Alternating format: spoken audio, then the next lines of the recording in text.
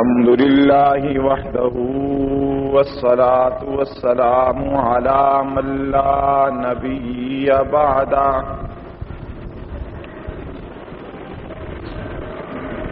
لا نبي بعده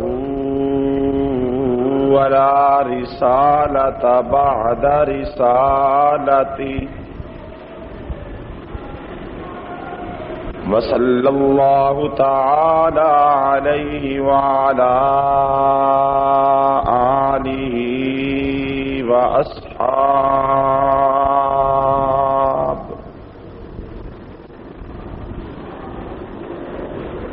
الذين هم خلاصة العرب العرباء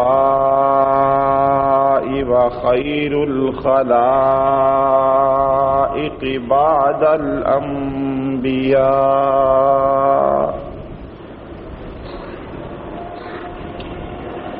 أما بعد، أعوذ بالله من الشيطان الرجيم. بسم الله الرحمن الرحيم.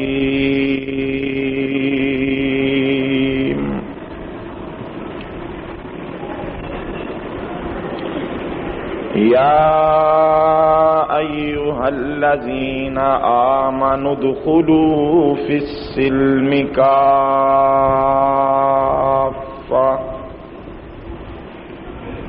ولا تتبعوا خطوات الشيطان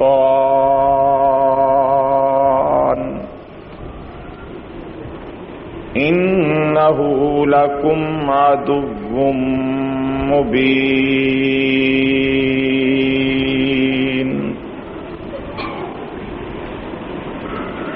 وقال تبارك وتعالى في مقام آخر: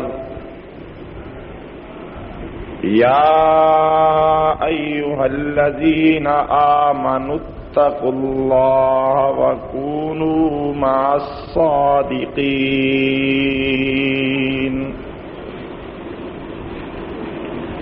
وقال تبارك وتعالى في موضع آخر: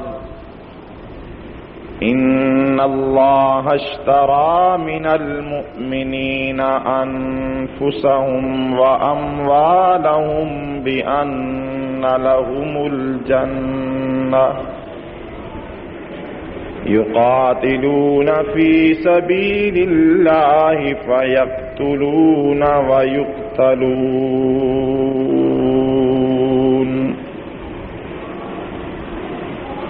قال النبي صلى الله عليه وسلم: إنما الأعمال بالنيات وإنما لامرئ ما نوى. وقال النبي صلى الله عليه وسلم في مقام آخر: لا يؤمن أحدكم حتى يكون هواه تبعا لما جئت به. صدق الله وصدق رسوله النبي الكريم، ونحن على ذلك لمن الشاهدين والشاكرين، والحمد لله رب العالمين. اللهم صل على سيدنا ومولانا محمد وعلى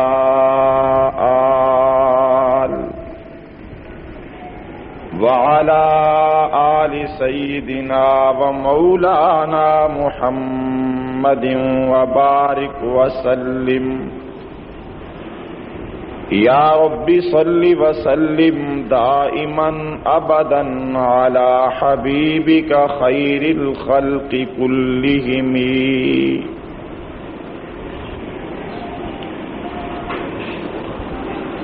معزز سامعین کرام، بزرگان محترم، نوجوان ساتھیوں اور سپاہ صحابہ کے غیور کارکنوں،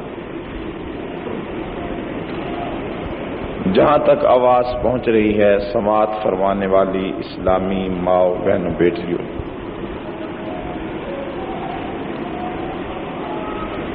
محرم الحرام کا یہ دوسرا جمعہ ہے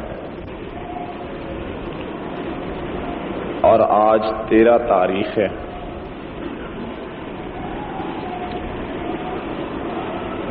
اس ماہ مبارک میں جس طرح دو معروف ایام حضرت فاروق اعظم اور حضرت حسین رضی اللہ تعالی عنہ کی شہادت سے نسبت رکھتے ہیں، اسی طرح ان دونوں دنوں کی ایک اور نسبت بھی ہے۔ یکم محرم کی نسبت اس لحاظ سے بھی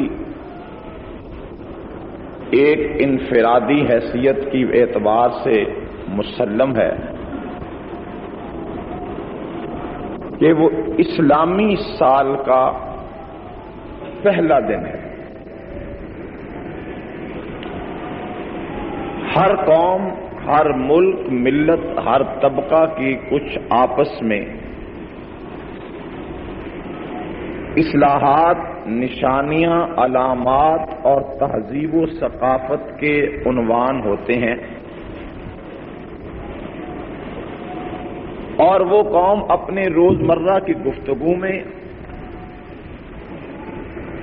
اپنے ماحول اور معاشرے میں ان باتوں سے ایک امتیازی حیثیت کی وجہ سے دوسری قوموں سے مختلف ہوتی ہے۔ اس لیے جہاں ہم دیکھتے ہیں جنوری، فروری، مارچ، اپریل اور 1900، اس وقت آپ دیکھ رہے ہیں 94 چل رہا ہے، تو یہ سال عیسوی ہے جس کی نسبت عیسیٰ علیہ السلام کی طرف ہے، اور عیسائیت سے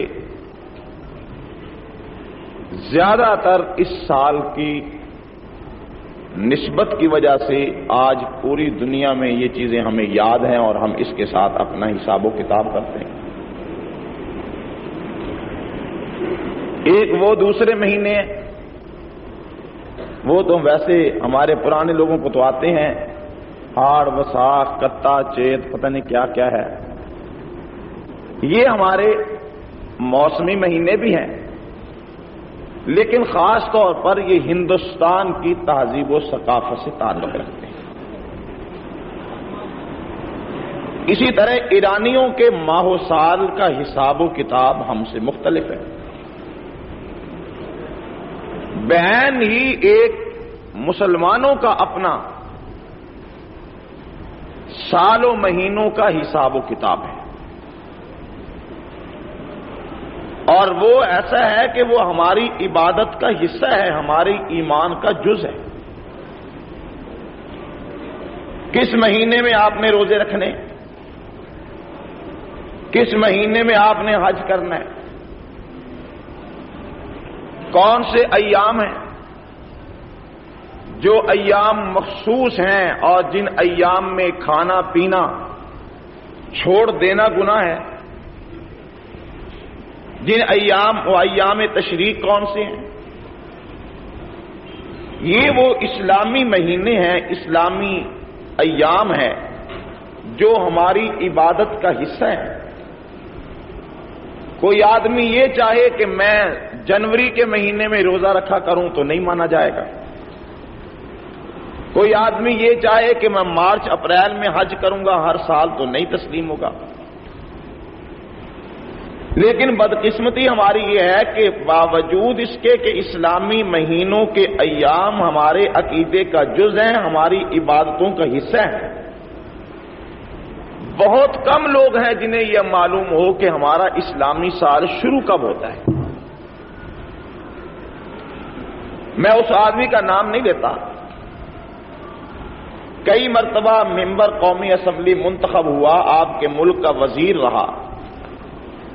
اسلام کے عنوان پر بڑی زبردست تقریریں کرتا ہے، آج بھی وہ ایم این اے، میں اور وہ لاہور میں الحمرا ہال میں اکٹھے ہوئے، ایک جنگ اخبار کا پروگرام تھا رمضان المبارک کے مہینے میں، اس نے بھی تقریر کی اسلام کے عنوان پر، میں نے بھی کی۔ بعد میں مجھے کہنے لگا کہ حضور پاک صلی اللہ علیہ وسلم کو اس دنیا سے گئے ہوئے کتنے دن ہو گئے، کتنا عرصہ ہو گیا؟ یعنی اس بیچارے کو یہی پتہ نہیں تھا کہ پیغمبر اسلام صلی اللہ علیہ وسلم کو دنیا سے گئے ہوئے کتنا عرصہ ہو گیا۔ جیسا کوئی آج پوچھے کہ کتنے دن ہو گئے، تو ہم انہیں بتا سکتے ہیں کہ حضور پاک صلی اللہ علیہ وسلم کو اس دنیا سے گئے ہوئے آج کی 13 دن میں 13ویں تاریخ پر اگر کوئی شخص ہم سے پوچھنا چاہے تو ہم اسے جواب دیں گے کہ 1405 سال 1404 سال 10 دن، یا یہ کہیں 1404 سال 9 مہینے 29 دن حضور پاک صلی اللہ علیہ وسلم کو اس دنیا سے تشریف لے گئے ہو گئے ہیں۔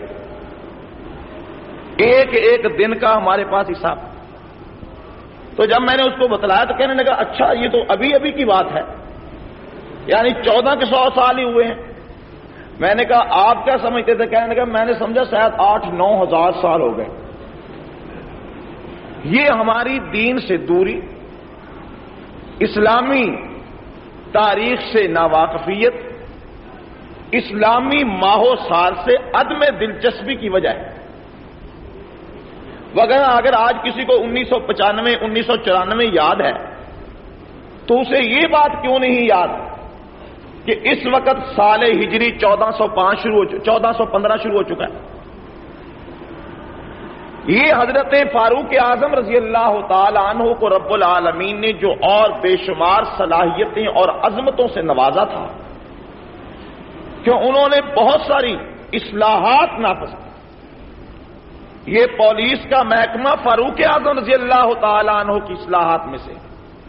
الگ سے، قیدیوں کے لیے قید خانے باضابطہ طور پر بنانا اور ان قید خانوں میں قیدیوں کو رکھ کر ان کی اصلاح کرنا، یہ فاروق اعظم رضی اللہ تعالی عنہ کی اصلاحات میں سے۔ ورنہ پہلے کیا کرتے تھے؟ کسی کو پکڑا، کسی کو کنویں میں ڈال دیا، کسی کو اندھیر کوٹری میں ڈال دیا،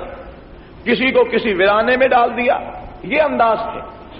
باضابطہ مجرموں کو ایک جگہ پر جمع کر کے ان کی اصلاح کرنا اور انہیں اس بات کا احساس دلانا کہ آئندہ ہم اس جرم سے باز آئیں، اور اس کے لیے قید خانے اور جیلیں تعمیر کرنے کا کام فاروق اعظم رضی اللہ تعالیٰ نے شروع کیا۔ اسی طرح خط و کتابت، یہ ڈاک خانے، پیغام رسانی کے کام کو جدت، یہ نہیں کہ اس سے پہلے لوگ خط نہیں بھیجتے تھے، یہ بات نہیں کہ اس سے پہلے پولیس نہیں تھی، یہ بات نہیں کہ اس سے پہلے جو ہے وہ اپنے رسائل و جرائد کا یا یہ دوسرا سلسلہ نہیں تھا یا جیل نہیں تھی۔ وہ ایک مخصوص انفرادی تھی، ہر آدمی اپنے اپنا انداز تھا، لیکن باضابطہ کسی محکمے کی بنیاد رکھنا، اس کی تفصیلات کو طے کرنا، اس کو نظم و ضبط کے ساتھ مستقل طور پر ایک مؤثر ادارہ بنانا، یہ وہ امور ہیں جو فاروق اعظم رضی اللہ تعالیٰ عنہ کی ذات سے رب العالمین نے کام کروائے۔ تو انہوں نے یہ بات سوچی کہ مسلمان اپنے سال اور مہینوں کا حساب ویسے تو رکھیں گے کہ یہ محرم ہے، یہ سفر ہے، یہ رمضان ہے، یہ شوال ہے، یہ ذی الحجہ ذوالقعدہ ہے، یہ تو رکھیں گے، لیکن مدتیں گزرتی چلی جائیں گی تو مسلمانوں کی اپنی تاریخ کا بھی آغاز ہونا چاہیے، ان کی اپنی اسلامی تاریخ کا حساب و کتاب ہونا چاہیے۔ تو پھر یہ بات سوچی گئی کہ مسلمانوں کی اسلامی تاریخ کا آغاز کہاں سے کریں؟ تو یہ بات بھی ذہن میں آئی کہ رسول اللہ صلی اللہ علیہ وسلم کی پیدائش سے کریں، جیسے کہ سال عیسوی۔ یہ بات بھی ذہن میں آئی کہ آپ کی وفات سے کریں۔ یہ بات بھی ذہن میں آئی کہ جب آپ نے اعلان نبوت فرمایا اس وقت سے کریں۔ لیکن سوچ و بچار کے بعد یہ فیصلہ ہوا کہ باضابطہ اسلام کو مستقل طور پر مستقر چھاونی قلعہ مدینہ منورہ کے عنوان سے حاصل ہوا۔ پیغمبر اسلام کے ہجرت کرنے کے بعد اسلام کی سرحدیں پھیلنا، پھولنا اور وسیع ہونا شروع ہوئیں،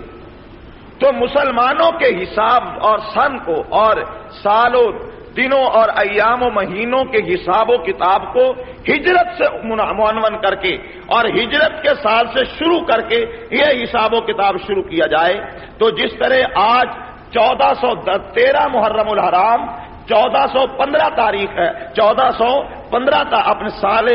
ہجری ہے، تو کیا مطلب کہ رسول اللہ صلی اللہ علیہ وسلم کو مکہ سے مدینہ آئے ہوئے 1415 سال گزر گئے ہیں، اور اسلامی سال کا آغاز جس طرح باقی سالوں کا آغاز، کسی سال کا آغاز جنوری سے ہوتا ہے، کسی سال کا آغاز کسی اور مہینے سے ہوتا ہے، اسلامی سال کا آغاز محرم الحرام سے ہوتا ہے، اور یکم محرم الحرام اسلامی سال کا پہلا دن ہے۔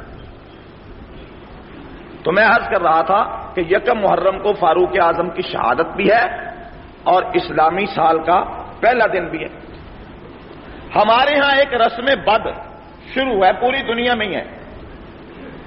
کہ جی جب نیا سال چڑھتا ہے تو اسے خوش آمدید کہتے ہیں۔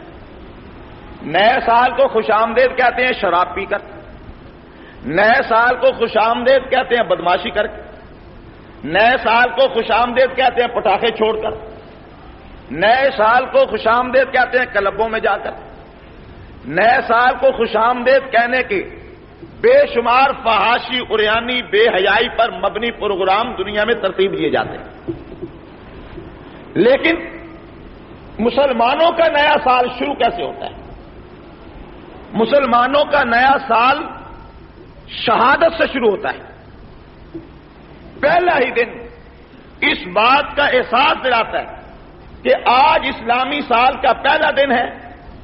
آؤ اس پہلے دن میں عزم کریں، آؤ اس پہلے دن میں ارادہ کریں، آؤ اس پہلے دن میں اللہ سے عہد کریں، آؤ اس پہلے دن میں اپنی زندگی میں انقلاب برپا کرنے کا عہد کریں، آؤ اس پہلے دن میں یہ بات طے کر لیں کہ ہماری جان، ہمارا مال، ہماری عزت، ہماری آبرو اللہ کے نام پہ قربان ہے۔ اپنی جان کو قربان کرنے کا عزم، جذبہ شہادت سے سرشار ہونے کا عزم، اپنی عزیز ترین چیز جو سوائے جان کے کوئی دوسری نہیں ہے، اپنی جان سے عزیز کوئی چیز نہیں ہوتی۔ دوستیاں الگ ہیں، اولاد کے رشتے الگ ہیں، بڑے رشتے ہیں، لیکن ہم نے دیکھا ہے جب آدمی کی اپنی جان پر آتی ہے تو اپنی جان کی مصیبت ٹالنے کے لیے مال بھی قربان، جب اپنی جان پہ آتی ہے تو مائیں بچے بھی بھول جاتی ہیں، جب اپنی جان پہ آتی ہے تو آدمی دوست بھی چھوڑ دیتا ہے، لیکن اس اپنی جان کو اللہ کے لیے قربان کرنے کا عزم سال کے پہلے دن۔ ایک تو یہ مسئلہ ہے محرم الحرام میں۔ اس لیے میں نے ضرورت محسوس کی کہ عموماً ہمارے جمعے، ہمارے جلسے، ہماری کانفرنسیں شہادت کے عنوان کو یا ان مقدس شخصیات کی عظمت کو بیان کرتے ہوئے گزر جاتے ہیں۔ یہ دیکھنے میں چھوٹی چھوٹی باتیں ہیں، بنیادی باتیں ہیں، لیکن اس بارے میں ہماری معلومات اتنی قلیل ہیں کہ پورے بڑے بڑے مجمع سے چند لوگ نکلتے ہیں جو یہ معلومات رکھتے ہیں، ورنہ اکثر لوگوں کو معلومات نہیں ہوتی۔ اور دوسری بات، 10 محرم الحرام یوم عاشوراء، جس طرح حضرت حسین رضی اللہ تعالیٰ عنہ کی شہادت کا دن ہے، یہ بات ذہن میں رہے کہ اس دن کو اور بھی بہت ساری شرافتیں اور عظمتیں حاصل ہیں۔ 10 محرم الحرام کا دن بڑا ہی تاریخی دن ہے۔ یہ وہ دن ہے روایات کے مطابق جس دن اللہ تعالیٰ نے آدم علیہ السلام کو پیدا کیا۔ یہ وہ دن ہے جس دن آدم کے جسم میں روح کو پھونکا۔ یہ وہ دن ہے جس دن آدم کو فرشتوں سے سجدہ کرایا۔ یہ وہ دن ہے جس دن آدم آسمان سے دنیا پہ آئے۔ یہ وہ دن ہے جس دن آدم کی توبہ قبول ہوئی، یہ وہ دن ہے جس دن نوح علیہ السلام کی کشتی جو 6 مہینے تک پانی پر چلتی رہی وہ آ کر جودی پہاڑ کے اوپر لگی، یہ وہ دن ہے جب حضرت ابراہیم علیہ السلام کو آگ گلزار بن گئی اور دشمنوں کی سازش سے اللہ تعالیٰ نے کامیابی کے ساتھ باہر نکالا، یہ وہ دن ہے جب بنی اسرائیل کے لیے وہ دریا خشک ہوا اور وہ وہاں سے گزر گئے، فرعون غرق ہوا، اللہ نے قوم بنی اسرائیل کو فرعونیوں سے نجات عطا فرمائی، یہ وہ دن ہے کہ پیغمبر اسلام صلی اللہ علیہ وسلم اور تمام اس وقت کے مسلمانوں پر رمضان کے روزے فرض ہونے سے پہلے عاشورہ کا روزہ رکھنا شریعت محمدیہ میں فرض ہوتا تھا۔ عاشورہ کے دن روزہ رکھنا بھی فرض ہوتا تھا۔ جب رمضان المبارک کا روزے کی فرضیت نازل ہوئی تو یہ فرضیت منسوخ ہو گئی، لیکن اس کے باوجود اللہ کے رسول صلی اللہ علیہ وسلم جب تک باحیات رہے آپ اس دن کا روزہ تسلسل کے ساتھ رکھتے رہے، اور آخری سال میں جب آپ کی عمر کا آخری سال تھا کسی نے بتایا کہ اس دن کا روزہ تو یہودی بھی رکھتے ہیں، اس دن کا روزہ تو عیسائی بھی رکھتے ہیں، وہ بھی اس دن کو محترم اور متبرک جانتے ہیں، تو اللہ کے رسول صلی اللہ علیہ وسلم نے فرمایا کہ ہم اس دن کی تعظیم اور حرمت زیادہ کریں گے، اگر میں اگلے سال زندہ رہا تو میں ایک روزہ اور ساتھ رکھوں گا، 9ویں کا پھر 10ویں کا یا 10ویں کا پھر 11ویں کا، اس دن کے ان ایام میں 10ویں اور 9ویں یا 10ویں اور 11ویں کا روزہ رکھنا یہ پیغمبر اسلام صلی اللہ علیہ وسلم کی سنت ہے۔ لیکن آج کل، اور میں اس بات کو یقین سے کہتا ہوں کہ اس روز حضرت حسین رضی اللہ تعالیٰ عنہ کی اگر شہادت کا واقعہ پیش آیا ہے تو وہ بھی اس دن روزے کے ساتھ تھے، اور روزے والا آدمی دشمنوں سے پانی نہیں مانگا کرتا، روزے والا آدمی دشمنوں سے پانی نہیں مانگا کرتا۔ اور پھر آج بھی اگر کوئی حضرت حسین رضی اللہ تعالیٰ عنہ کے ساتھ محبت، عقیدت، تعلق، الفت کا دعویٰ کرتا ہے اور اس دعوے کو تکمیل تک پہنچانا چاہتا ہے تو اس کی ایک ہی شکل ہے کہ جب 10 محرم کا حسین اکرم کی شہادت کا اور عاشورے کا دن آئے تو وہ شخص بھی پھر سبیلوں پہ پانی نہ پیتا پھرے، وہ شخص بھی پھر سبیلوں پہ لوگوں کے روزے نہ توڑواتا پھرے، وہ شخص بھی پیغمبر کی سنت پہ عمل کرتے ہوئے حسین کے انداز کو اپناتے ہوئے عاشورے کے دن کا روزہ رکھے، عاشورے کے دن کا روزہ رکھیں۔ اور پھر یہ اللہ کے بارگاہ میں دعاؤں کی قبولیت کا دن ہے۔ اس دن جو آدمی جو مانگتا ہے یہ ان ایام میں سے ہے جب دعا قبول ہوتی ہے۔ کوئی اس دن جنت مانگتا ہے، کوئی اس دن صحت مانگتا ہے، کوئی اس دن عافیت مانگتا ہے، کوئی اس دن اللہ کی رحمت کی چادر کو پکڑ کے روتا ہے، کوئی اس دن قرآن پاک پڑھتا ہے، کوئی اس دن روزہ رکھتا ہے، اور کوئی سارا دن ہائے ہائے کرتا ہے، کوئی سارا دن ہائے ہائے کرتا ہے۔ اب جو جو کرے گا سو وہی پائے گا، اور یہ دن وہ دن ہے کہ قیامت کا دن بھی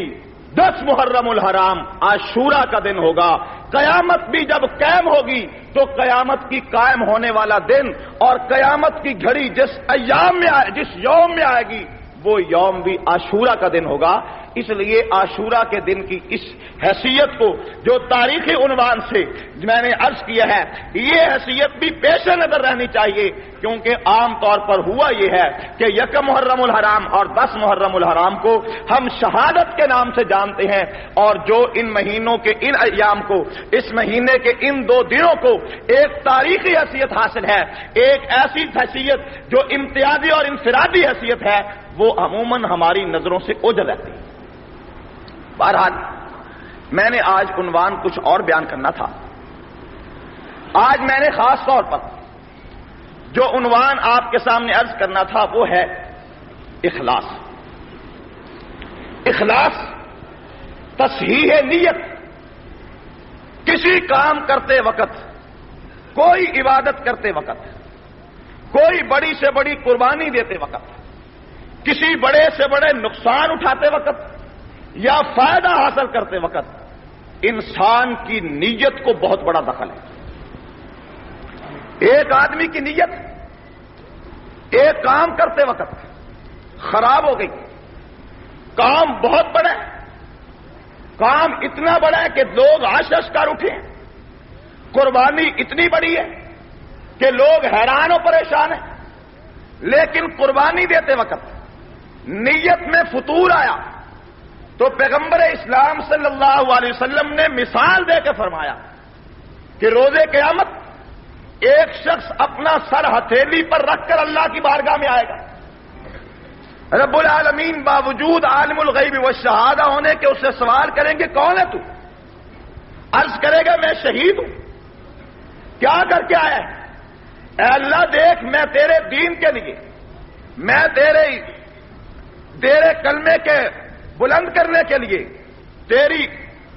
دین کو دنیا میں پھیلانے کے لیے، تیرے پیغمبر کی شریعت کے نفاذ کے لیے میں نے اپنی جان کو قربان کیا، یہاں تک کہ میں اپنا سر تیرے پاس لے کر آیا ہوں. اور شہید کو شہید اس لیے بھی کہا جاتا ہے، کل شہید کا شہید ہونا، اس کا خون، اس کے کپڑے، اس کے زخم خود اس کی شہادت پہ گواہی دیں گے. اور ہر شہید اپنی قبر سے اس طرح اٹھے گا کہ اس کے جسم سے خون جاری ہوگا، اس کے زخموں سے خون بہ رہا ہوگا. وہ اپنے زخمی کپڑے لے کر، اپنے وجود کے ٹکڑے لے کر اللہ کی بارگاہ میں حاضر ہوگا. وہ وجود کے ٹکڑے، وہ خون کا بہنا، وہ کپڑوں کا رنگین ہونا خود بول کر بتائے گا کہ یہ اپنی جان اللہ کے راستے میں قربان کر کے آنے والا شہید ہے. ہر آدمی اب جب وہ آئے گا تو وہ اپنی داستان اس انداز میں جب بیان کرے گا کہ میں اپنی جان تیرے راستے میں قربان کر کے آیا ہوں، تو رب العالمین فرمائیں گے جھوٹ بولتا ہے. اور ارشاد خداوندی ہوگا فرشتوں سے کہ پکڑو، جکڑو اور اٹھا کر جہنم میں پھینک دو. وہ کہے گا یا اللہ میں نے تو یہ سنا تھا کہ تیرے راستے میں قربان ہونے کا صلہ تیری رضا ہے، تیرے راستے میں جان دینے کا صلہ جنت ہے، تیرے راستے میں دکھ اٹھانے کا صلہ قیامت میں تیرے عرش کا سایہ، تیرے راستے میں قربان ہونے کا صلہ تیری نعمتیں ہیں، تیرا انعام ہے. لیکن میں یہ کیا دیکھ رہا ہوں کہ تیری عدل و انصاف کی عدالت سے، تیرے میزان عدل کے ترازو سے، تیرے دریائے رحمت کے جوش میں آنے کے باوجود میرے لیے یہ آڈر ہے کہ مجھے جہنم میں ڈال دیا جائے، میرے لیے یہ آڈر ہے کہ مجھے جنت سے محروم کر دیا جائے. تو ارشاد خداوندی ہوگا کہ تو سچ کہتا ہے کہ میں نے شہید کے لیے یہ ساری نعمتیں رکھی ہیں. یہ بات صحیح ہے کہ شہید کے لیے جنت ہے، یہ بات صحیح ہے کہ شہید کا خون گرنے سے پہلے گناہ معاف ہو جاتے ہیں، یہ بات صحیح ہے کہ شہید کے لیے سوائے جنت کے اور کوئی اس کا بدلہ نہیں ہے. لیکن یہ بات ذہن میں رکھ کہ تو جو گلا کٹوا کے آیا ہے، تو جو گولیاں کھا کر آیا ہے، تو جو سینہ چھلنی کروا کر آیا ہے، یہ مجھے راضی کرنے کے لیے نہیں، یہ جنت کے حصول کے لیے نہیں، یہ اللہ کی نعمتیں حاصل کرنے کے لیے نہیں، یہ اللہ کو راضی کرنے کے لیے نہیں، بلکہ تیرے ذہن میں یہ بات تھی، تیرے نیت یہ تھی کہ لوگ میرے مرنے پر کہیں گے بڑا بہادر ہے، لوگ میرے مرنے پہ کہیں گے کیا بات ہے جناب کتنا شجاع تھا، لوگ میرے مرنے پر کہیں گے بہت بڑی قربانی دی، لوگ میرے مرنے پر میری اولاد کی عزت کریں گے، میری شہرت ہوگی، میرے نام پہ ایڈیٹوریل لکھے جائیں گے، میرے نام کے قصیدے پڑھے جائیں گے، لوگ میری قربانیوں کا تذکرہ کریں گے، لوگ آہا واہ واہ کریں گے. تم نے دنیا کی عزت کے لیے، لوگوں کی زبانوں سے واہ واہ کے لیے، لوگوں کی زبانوں سے تعریفی جملوں کے لیے، تعریفی کلمات کے لیے، اور اپنے مرنے کے بعد اپنی اولاد کی عزت اور آبرو کے لیے جان دی ہے. اگر ان کے لیے جان دی ہے، تیری تعریف ہو چکی، تیری ثنا ہو چکی، تیری مدح ہو چکی، تیری نیت تھی وہ تجھے مل گئی ہے. اب بتلا میرے پاس کیا لینے آیا ہے. اس لیے تو نے جو جان دی ہے، اگر اس لیے دی ہوتی کہ رب راضی ہو جائے، اس لیے دی ہوتی اللہ راضی ہو جائے، تو آج صلہ تھا. لیکن تیری نیت یہ تھی نہیں. دوسرا آئے گا مالدار، ہاں بھائی بتلاؤ میں نے دولت دی، مال دیا، زندگی دی، کیا کر کے آیا؟ کہے گا اللہ دنیا سے پوچھ کے تو دیکھ، میرے دروازے تو ہر وقت غریبوں، مسکینوں، محتاجوں کے لیے کھلے رہے، میری دولت تو ہر وقت مساجد، مدارس کی تعلیم کے لیے وقف رہی، ہر وقت میرے دروازے سے مصیبت زدہ پریشان لوگ، بدحال لوگ آ کر اپنی جھولیاں بھرتے رہے، میرا دروازہ تو کھلا رہا، میں تو وہ ہوں کہ لوگ سخی کہتے ہیں، میں نے تو سارا پیسہ تیرے راستے میں قربان کر دیا۔ ارشاد خداوندی ہوگا کہ جھوٹ بولتا ہے، کیوں؟ یہ لا شک تو نے پیسہ خرچ کیا، تیری دولت خرچ ہوئی، لوگوں نے تیرے دسترخوان سے کھایا، تیرے پیسے سے مسجدیں بنی، مدرسے بنے، سب کچھ ٹھیک ہے، لیکن بتلا کہ نیت کیا تھی؟ نیت کیا تھی؟ اب اللہ کو کون بتلائے کہ نیت میری یہ تھی یا وہ تھی؟ بھئی وہاں تو ہر چیز سامنے ہوگی، آج کل تو ہر چیز سین میں آ رہی ہے۔ قرآن پاک کے سورہ 30ویں پارے کی سورہ اپنے الزلزال کو پڑھ کر دیکھیں، اس میں اللہ کا ارشاد ہے کہ روز قیامت وہ ہے جس دن زمین خبریں دے گی، زمین بول کر بتلائے گی کہ یہ کرتا تھا۔ اچھا وہ دن ہے کہ جس دن ہم انسان کی زبان پہ مہر لگا دیں گے، وَتُكَلِّمُنَا أَيْدِيهِمْ وَتَشْهَدُ أَرْجُلُهُمْ بِمَا كَانُوا يَكْسِبُونَ، اس کے ہاتھ بول کر گواہی دیں گے، اس کے پاؤں گواہی دیں گے کہ کیا کرتا رہا۔ زبان بند، ہاتھ گواہی دے گا کہ کیا کرتے تھے، پاؤں گواہی دیں گے کہ کیا کرتے تھے، زمین بول بول کر بتلائے گی کہ کیا کرتے تھے۔ اور یہ بات پچھلے زمانوں میں تو لوگوں کو سمجھ نہیں آتی تھی، لیکن میں عرض کرتا ہوں کہ آج کے زمانے میں یہ بات کوئی مشکل ہے سمجھنا۔ ہم ایک شادی ہے، بیاہ ہے، کانفرنس ہے، پروگرام ہے،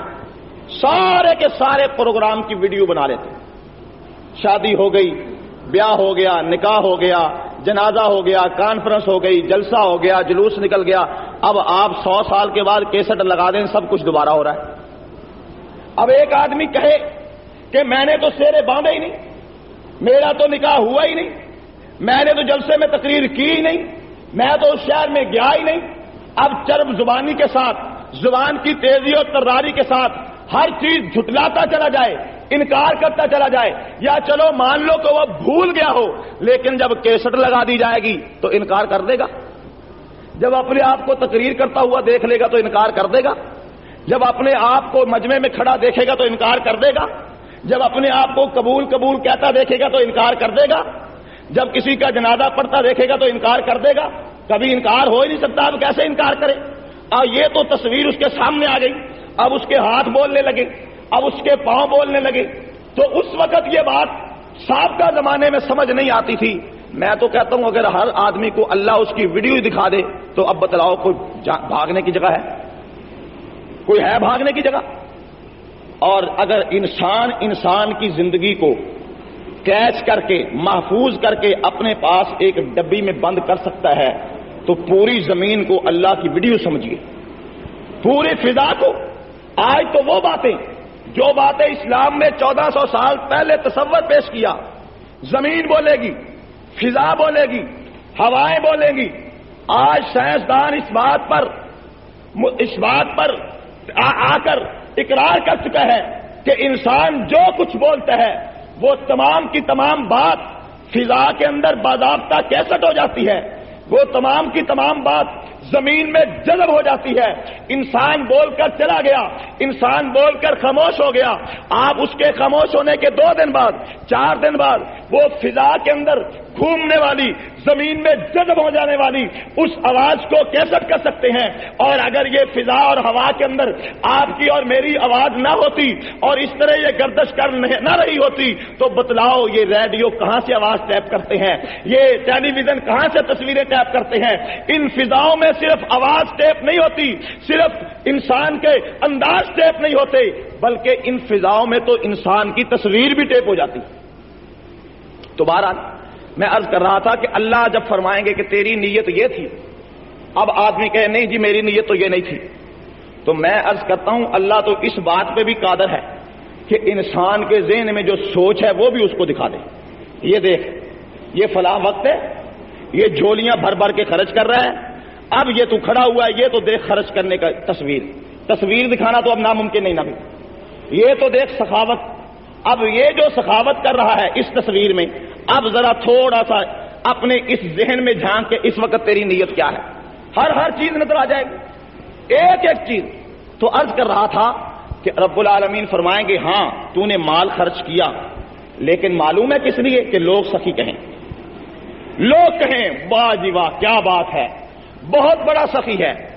اس نے تو حاتم طائی کی قبر کو لات مار دی۔ لوگ کہیں جناب یہ تو بڑا غریب پرور ہے، لوگ کہیں یہ تو بڑا رعایا پرور ہے، لوگ کہیں یہ تو بڑا سخی ہے، داتا ہے، اس کے دروازے تو ہر ایک کے لیے کھلے ہیں، یہ بڑا غریب نواز ہے۔ لوگوں کی زبانوں سے تعریفی جملے سننے کے لیے،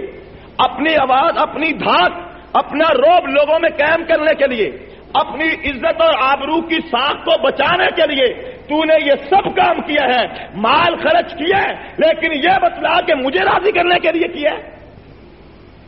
اور جب میرے راضی کرنے کے لیے نہیں کیا تو پھر جا، جو کچھ تو چاہتا تھا وہ حاصل ہو گیا ہے، اب میرے پاس اس کا کوئی بدلہ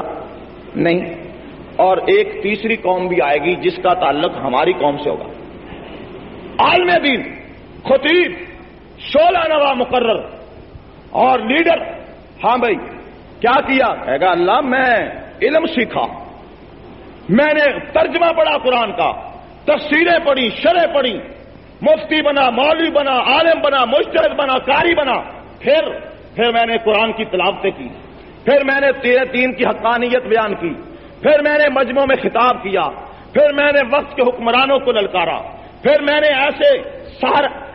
جادو چلا کر لوگوں کو قرآن سننے پہ مجبور کیا، پھر میں پوری رات تقریر کرتا تھا تو لوگ اٹھتے نہیں تھے۔ میں نے جتنا تیرے دین کو پھیلایا ہے، تیرے دین کی خدمت کی ہے، اتنا تو کسی نے کیا ہی نہیں ہے۔ آج جو مقام مجھے ملنا چاہیے اس کا کوئی دوسرا مستحق ہی نہیں ہے، تو حکم الہی ہوگا کہ میں تجھے بھی جانتا ہوں کہ تو نے کس لیے کیا ہے، میرے پاس تیرے لیے کوئی بدلہ نہیں، میرے پاس تیرے واسطے کوئی نعمت نہیں، میرے پاس تیرے لیے عدل و انصاف کے مطابق اگر بدلہ ہے تو وہ سوائے جہنم کے اور کوئی نہیں۔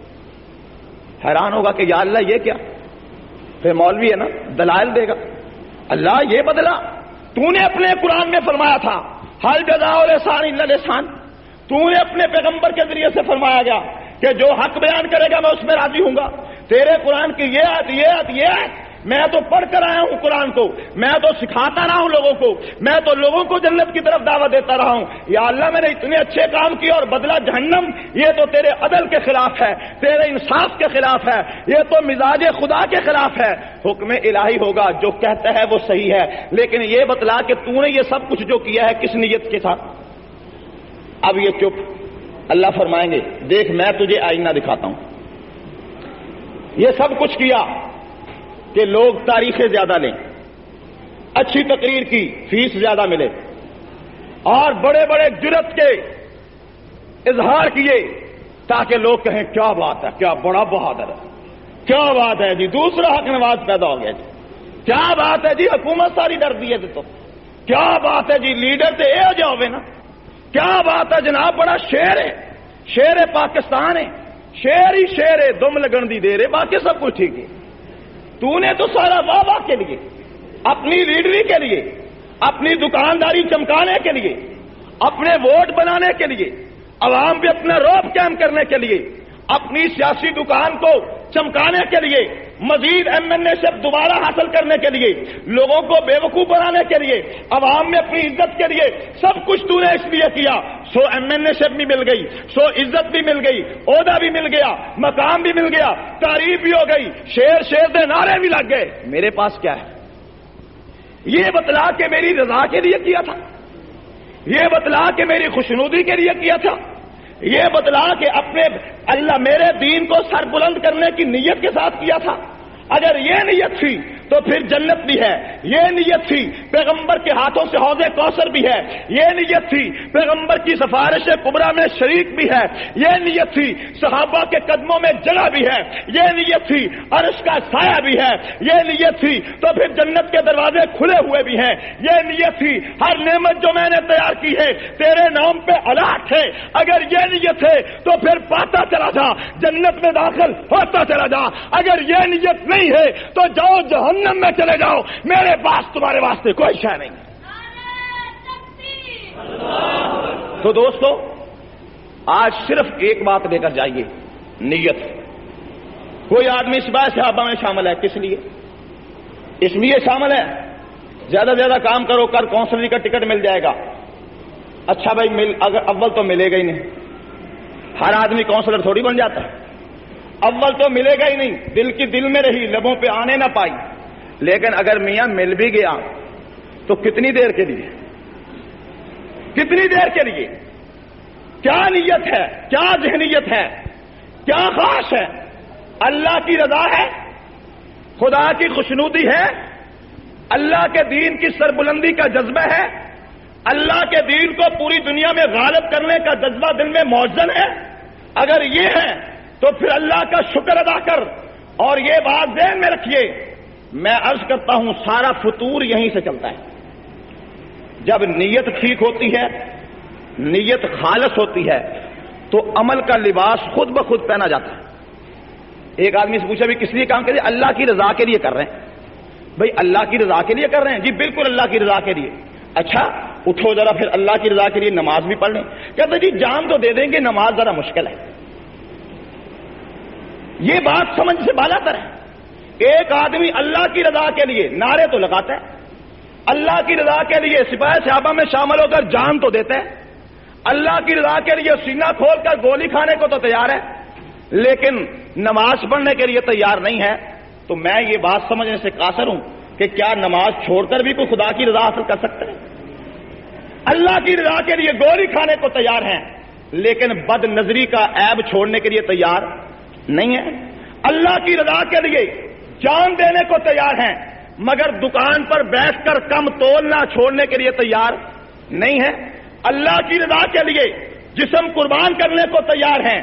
لیکن اس کے باوجود فحش گوئی سے بعد آنے کے لیے تیار نہیں ہے، رشوت لینے سے رکنے کے لیے تیار نہیں ہے، رشوت دینے سے بعد آنے کے لیے تیار نہیں ہے، جھوٹی گواہی دینے سے رکنے کے لیے تیار نہیں ہے،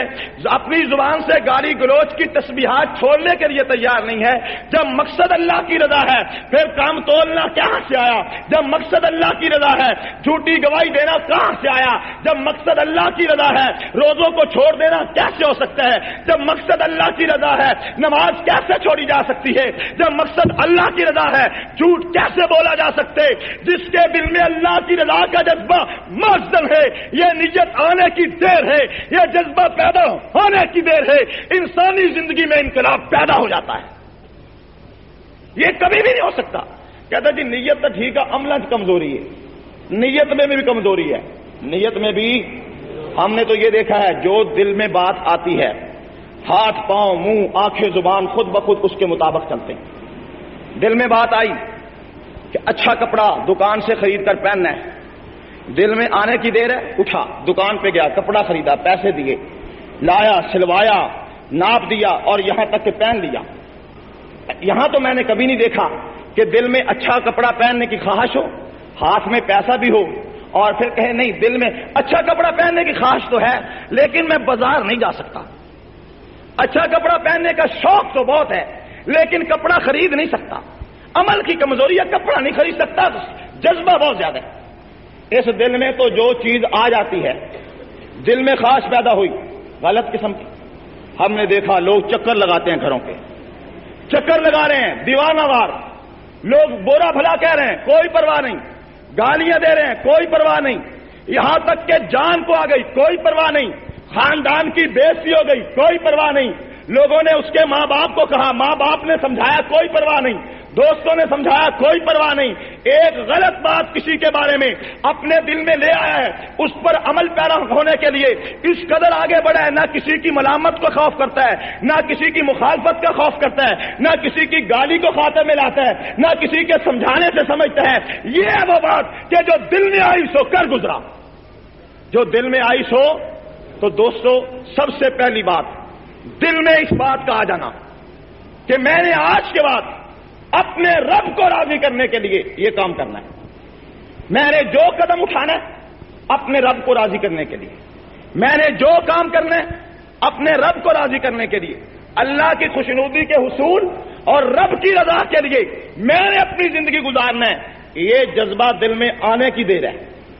پھر انشاءاللہ منہ پر آپ ہاتھ پھیر کر جب نیچے لائیں گے تو داڑھی ہاتھ میں ہوگی، پھر آپ کو چھلا مچھا آلو نہیں نظر آئے گا۔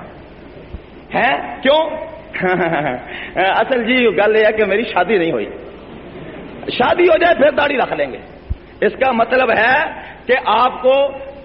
آنے والے سسرال کے احساس کو، جذبات کا زیادہ احساس ہے۔ پیغمبر کے دل میں جو آپ کے روزانہ سنت پر اس طرح چلانے سے تکلیف ہوتی ہے، اس کا کوئی احساس نہیں ہے۔ پیغمبر کی سنت کو ترک کرنے کا جو گناہ ہے، اللہ کی بارگاہ میں جو ناراضگی پیدا ہوتی ہے، اس کا کوئی احساس نہیں ہے۔ حضور نے فرمایا نماز میری آنکھوں کی ٹھنڈک ہے، چھوڑ دینے سے پیغمبر کی آنکھوں کی ٹھنڈک والی اس چیز سے دور ہٹنے کی وجہ سے جو پیغمبر کی آنکھوں میں تکلیف ہوئی، اس کا کوئی احساس نہیں ہے۔ پیغمبر کی شریعت کی حدوں کو توڑنے سے جو رب کی ناراضگی ہوئی، اس کا کوئی احساس نہیں ہے۔ پیغمبر کی سنتوں کو ذبح کرنے سے جو رسول اللہ کو تکلیف ہوئی، اس کا کوئی احساس نہیں ہے۔ احساس ہے سسرال والے ناراض نہ ہو جائیں، احساس ہے بیوی ناراض نہ ہو جائے، احساس ہے دوست ناراض نہ ہو جائیں، احساس ہے ساتھی کیا کہیں گے، ماحول کیا کہے گا، گلی والے کیا کہیں گے، سکول والے کیا کہیں گے، کالج والے کیا کہیں گے، بازار والے کیا کہیں گے، دفتر والے کیا کہیں گے، اور چھوڑ یہ دیکھ کے خدا کیا کہے گا، مصطفیٰ کیا کہے گا،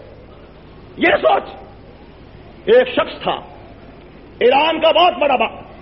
بڑا شاعر تھا، حضور پاک صلی اللہ علیہ وسلم کی شان میں بڑے بڑے اشعار لکھے، قصیدے لکھے، نعتیں لکھی۔ اس کے اشعار چھپ کر ہندوستان میں آئے۔ ایک آدمی نے اس کے اشعار پڑھے اور اس کا کلام پڑھا، اتنا متاثر ہوا اس کے کلام سے کہ اس آدمی نے اس کے کلام کو پڑھ کر دل میں یہ خیال کیا کہ جس کی زبان سے حضور کی اتنی تعریف ہوئی، جس آدمی کے کلموں اور جملوں سے پیغمبر کی اتنی مدح سرائی ہوئی، جس نے اللہ کی اس انداز میں حمد بیان کی، حضور کی نعت پڑھی، وہ کتنا بڑا بزرگ ہوگا، کتنا متقی ہوگا، کتنا عشق میں ڈوبا ہوگا، کتنا جذب و وجد کا مالک ہوگا، کس قدر وہ آدمی ولی اللہ ہوگا۔ اس نیت سے کہ ایسے ولی کی تو زیارت کرنی چاہیے، ایسے نبی کے عاشق کی زیارت کرنی چاہیے، یہ آدمی ہندوستان سے چلا اور ایران میں گیا۔ چلتا چلتا اس شہر میں پہنچا جس شہر کا وہ شاعر تھا۔ پوچھتا پوچھتا وہ شاعر کہاں اس کے گھر میں گیا۔ گھر والوں نے کہا کہ ابھی وہ یہاں سے نکلا ہے، حمام میں گیا۔ پوچھتا پوچھتا اس حمام میں چلا گیا۔ اب حمام میں جب داخل ہوا تو کیا دیکھا کہ ایک حجام ہے، ایک کرسی پہ بیٹھا ہوا شخص ہے۔ حجام اسرا لے کر کرسی پہ بیٹھنے والے آدمی کی داڑھی مونڈ رہا ہے اور اس کی صفائی کر رہا ہے گالوں کی۔ تو اس نے جاتے ہی پوچھا کہ جناب میں فلاں شاعر سے ملنا چاہتا ہوں، ہندوستان سے آیا ہوں اور اس کی زیارت کا خواہش مند ہوں۔ گھر سے پتا چلا کہ حمام پہ آیا ہے لیکن یہاں مجھے وہ نظر نہیں آ رہا، آپ مجھے بتلا سکتے ہیں کہ وہ شاعر کہاں ہے؟ تو وہ شاعر خود بول پڑا کہ ماشاءاللہ آپ ہندوستان سے آئے ہیں؟ جی میں ہندوستان سے آیا ہوں۔ آپ نے شاعر کا کون سا کلام پڑھا؟ انہوں نے کہا جی میں نے فلاں کتاب پڑھا، فلاں پڑھا، میں نے فلاں نعت پڑھی، فلاں نظم پڑھی، میں نے فلاں قصیدے پڑھے، یہ سارے میں نے پڑھے ہیں۔ اس نے کہا اچھا تو اسے ملنے آیا ہے؟ جی ہاں ملنے آیا ہوں۔ تو شاعر نے بڑی شوقی کے ساتھ کہا کہ اس وقت جو تیرے سامنے ہے یہ وہی شخص ہے، یعنی وہ شاعر میں ہوں۔ اس نے ہندوستان کے آدمی نے جب اس کو دیکھا تو حیران ہو گیا، حیران ہو کر اسے مخاطب کر کے کہنے لگا آغا ریش میں تراشی، اے آغا شاعر، تو شاعر ہے، تو پیغمبر کی صفت و ثنا اور مدح سرائی کرنے والا ہے، حضور کی نعت بیان کرنے والا ہے، آغا ریش میں تراشی اور تو خود داڑھی مڈوا رہا ہے۔ حیرت سے کہا کہ تو داڑھی مڈوا رہا ہے؟ وہ آگے سے شاعر تھا نا، اس نے جواب بھی شاعری میں دیا۔ اس نے کہا بلے ریش میں تراشم دلے کس نمے خراشم، ہاں یہ کیا بات ہے، میں داڑھی مڈوا رہا ہوں، کسی کا دل تو نہیں موڑ رہا۔ ریش میں تراشم، داڑھی تراش رہا ہوں، دلے کس نمے خراشم، کسی کے دل کو خراش تو نہیں لگا رہا۔ داڑھی مونڈنے میں کیا ہے؟ وہ کام نہیں کرنا چاہیے جس سے کسی کا دل نہ دکھے، جس سے کسی کا دل نہ دکھے۔ یہ ہمارے یہاں بھی کہتے جی بس ہو تو جی ساڈے تو کوئی شے نہیں، اسی کسی دا دل نہیں دکھاؤندے، اسی کسی دا دل نہیں دکھاؤندے، اور فلاں آدمی ہے جی دل نہیں دکھاؤندا کسی دا۔ لوگ بدکاری کرن اے روک کے دل نہیں دکھاؤندا، لوگ جھوٹ بولن اے چپ کرا کے دل نہیں دکھاؤندا، لوگ ڈنڈی مارن اے انہوں روک کے دل نہیں دکھاؤندا، لوگ غلط بیانی کرن اے انہوں جھوٹا آکھ کے دل نہیں دکھاؤندا، ظلم و ستم دا دورہ ہوئے روک کے دل نہیں دکھاؤندا، کوئی آدمی ایدی محفل چاہ کے غلط بیانی کرے اس نو سمجھا کے دل نہیں دکھاؤندا، ایدی محفل چ بیٹھ کے لوگ انگشت نمائی کرن روک کے دل نہیں دکھاؤندا، ایدی محفل چ مرد عورتاں کٹھے ہون اے روک کے دل نہیں دکھاؤندا، محفل سماعت عورتاں مرداں دا کٹھ ہوئے اے منع کر کے دل نہیں دکھاؤندا، کہا میلے تے عرس تے آ کے لوگ بدماشی عیاشی فحاشی نو عام کرن اے روک کے دل نہیں دکھاوندا جی اللہ دی مخلوق دا دل نہیں دکھاونا کسی کا ریش میں تراشم دلے کسن میں خراشم داڑھی مڈوا رہا ہوں کسی کا دل نہیں دکھا رہا جب اس نے یہ کہا تو یہ بھی تو کچھ شاعر تھا شاعر کا کلام پڑھتا بھی وہی ہے جس کو خود شعر سے مس ہو جس آدمی کو شعر سے کوئی تعلق نہ ہو اسے کیا پتا ہے کہ یہ جو بین بج رہی ہے اس کا کیا معنی ہے تو آگے سے یہ بھی شاعر تھا اس نے کہا آغا کیا کہہ رہے ہو کہ تو کسی کا دل نہیں تراشتا بلکہ میں تجھے یہ کہتا ہوں دل مصطفیٰ میں تراشی تو پیغمبر کا دل دکھاتا ہے تجھے عام چھوٹے چھوٹے کے دلوں کا احساس ہے محلے والے کا دل نہ دکھے سسرال کا دل نہ دکھے دوست کا دل نہ دکھے باپ کا دل نہ دکھے اولاد کا دل نہ دکھے بیوی کا دل نہ دکھے کالج کے ساتھیوں کا دل نہ دکھے میرے محبوبوں کا دل نہ دکھے میرے یاروں کا دل نہ دکھے اور تمہیں ان کے دلوں کا احساس ہے تجھے کبھی خیال نہ ہوا کہ پیغمبر کا دل دکھتا ہے پیغمبر کا جب کوئی آدمی نبی کی سنت پہ اس طرح چلاتا ہے تو بتلاؤ پیغمبر کا دل دکھتا ہے یا نہیں دکھتا اور میرا کلمہ پڑھنے والے میرا عاشق کہلانے والے میرا غلام کہلانے والے تجھے میری صورت پسند نہیں تجھے میری شکل پسند نہیں اللہ نے 1,24,000 کم و بیش انبیاء بھیجے کوئی ایک نبی بھی داڑھی موڑنے والا نہیں تھا کوئی ایک نبی بھی کھودا نہیں تھا کسی ایک نبی کی داڑھی بھی مجھ سے کم نہیں تھی ایک نبی کی داڑھی مجھ سے کم ہے اب مجھے بتلاؤ اگر یہ داڑھی کہتے جی اور دراصل اچھی نہیں لگتی سونی نہیں لگتی آدمی نو ہر ویلے سونا بننا چاہیے سونا بن کے رہو پہلی بات تو یہ ہے کہ یہ کس نے بتلایا کہ داڑھی سے آدمی کوڑا ہو جاتا ہے میں کہتا ہوں کہیں کسی جگہ ایک داڑھی والے کو بٹھاؤ ایک مونڈنے والے کو بٹھاؤ دونوں میں سے آپ دیکھ لیں کس کا چہرہ سونا اور خاص طور پر جب بوڑھا ہو جاتا ہے ایک کے پچکے گال منہ کے اندر شکل بھی تبدیل ایک کے چہرے پہ سفید داڑھی دونوں کو بٹھاؤ پوچھنے والے سے پوچھو کہ کس کے سامنے کس کی عظمت کے سامنے نگاہیں جھکتی چلی جاتی ہیں کس کا چہرہ اچھا لگتا ہے میں کہتا ہوں بالکل اچھا نہ لگے نبی کی سنت ہے پیغمبر کی سنت ہے ایک آدمی ہجرت کر کے آیا بہت سارے لوگ ہندوستان چھوڑ کر آئے تو پھر اس کا خیال ہوا کہ یار چلو جائیں اپنے پرانے گھر دیکھیں اپنا پرانا ملک دیکھائیں گیا یہاں سے تو اپنے گھر کا دروازہ کھٹکایا تو تھوڑی دیر بعد بڑی بڑی مونچھوں والا اور بڑی لمبی لمبی داڑھی والا لمبے لمبے بالوں والا ایک شخص آیا اس نے کہا بھائی کتوں آیا ہے خیر ہے اس نے کہا سردار جی دراصل پاکستان جو آیا کہ یہ میرا گھر تھا اور میں نے کہا چلو اپنے گھر کو دیکھائیں اس نے کہا اچھا تو پہلے اس گھر میں رہتا تھا ہم بھی ایسے گھر پنجاب میں چھوڑ کر آئے لیکن آجا خیر پائے بیٹھے باتیں شروع ہو گئی اس نے کہا اچھا یار یہ بتلاؤ کہ یہ جو گھر چھوڑا تھا ملک چھوڑا تھا تو کس لیے چھوڑا تھا کہنے لگا سردار جی اسلام کے لیے بھائی وہ اسلام کیا چیز ہے کہتے جی اللہ کا دین ہے اللہ کا نظام ہے بھائی وہ اللہ نے کیسے بتلایا کہ میرا دین اور نظام ہے کہ جی اللہ نے اپنے رسول بھیجے اپنا محبوب بھیجا اچھا اللہ کے رسول اس دنیا میں آئے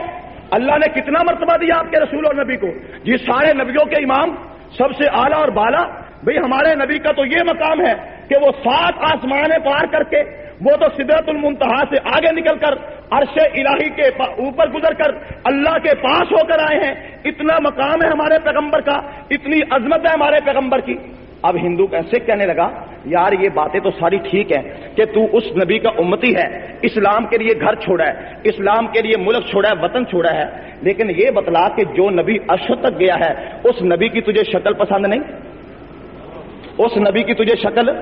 ہمارا گرو کہنے لگا جنگل میں چلا گیا تھا آبادی چھوڑ کر ویرانے میں چلا گیا تھا جنگلوں میں پھرتا رہا اس کے بال بڑھ گئے جنگلوں میں پھرتا رہا اس کی مونچھیں بڑھ گئی جنگلوں میں پھرتا رہا اس کے جسم کے بال بڑھ گئے اور اس کے پاس وہاں کوئی آدمی نہیں تھا حجام نہیں تھا جو اس کو ٹھیک کرتا اس کے پاس کینچی استرا وغیرہ نہیں تھا جو ٹھیک ہوتا اور بزدل اتنا تھا کبھی وہ درخت پہ بھی نہیں چڑھا وہ ہمارا گرو درخت پہ نہیں چڑھا ہم نے اس کی سنت کو مانتے ہوئے مونچھیں بڑھا دی ہیں بال بڑھا دیے ہیں اور ہر وقت اپنے آپ کو اس مصیبت میں ڈالا ہوا ہے تیرا نبی عرشوں پہ جائے تجھے شکل پسند نہیں میرا گرو جنگلوں میں جائے واپس آئے تو میں اپنی شکل ویسے بنا چکا ہوں جو انسانی جیسے نکل گئی تو کیسا مسلمان ہے تیری کیسی ہجرت ہے وہ آدمی کہتا ہے بس اس کی بات اتنی دل میں لگی کہ میں نے ارادہ کر لیا کہ آج کے بعد پیغمبر کی سنت پہ اس طرح تو بھائی بات ہے اپنے اپنے ذوق کی، اپنی اپنی طبیعت کی. کوئی خوش کرنا چاہتا ہے سالیوں کو، کوئی خوش کرنا چاہتا ہے بیوی کو، کوئی خوش کرنا چاہتا ہے شوہرے کو، کوئی خوش کرنا چاہتا ہے دوستوں کو، اور کوئی خوش کرنا چاہتا ہے مصطفیٰ کو، کوئی خوش کرنا چاہتا ہے اللہ کو. تو میں عرض کر رہا تھا آج کی ساری تقریر کا خلاصہ اخلاص نیت. جو کام بھی کریں جتنا نیت میں اخلاص ہوگا اتنا زیادہ پھل ملے گا، اتنا زیادہ پھل ملے گا. اور یہی وجہ ہے کہ نبی پاک صلی اللہ علیہ وسلم نے ارشاد فرمایا کہ میرے صحابی اگر اللہ کے راستے میں ایک مٹھی جو خرچ کر دیں، بعد میں آنے والے لوگ اگر احد پہاڑ بھی خرچ کریں سونے کا تو صحابی کی جو کی مٹھی کو پہنچے. کہ صحابی کے دل میں جو اخلاص ہے، اللہ کی رضا کا جذبہ موجزن ہے، اس کا مقابلہ نہیں ہو سکتا. وآخر دعوانا الحمدللہ.